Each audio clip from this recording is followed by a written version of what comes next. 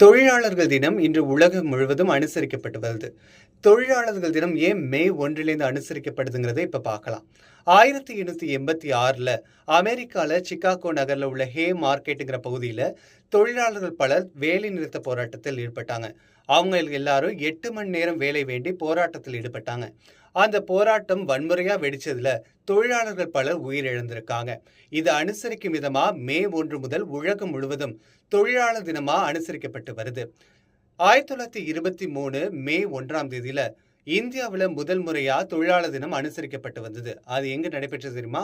சென்னை மெரினா பீச்ல சிங்காரவேல தலைமையில மே தின கூட்டம் நடைபெற்றது.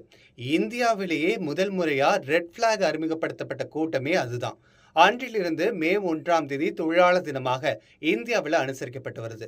உலகம் முழுவதும் வேலை செய்யும் அனைத்து தொழிலாளர்களுக்கும் இனிய தொழிலாளர் தின வாழ்த்துகள்.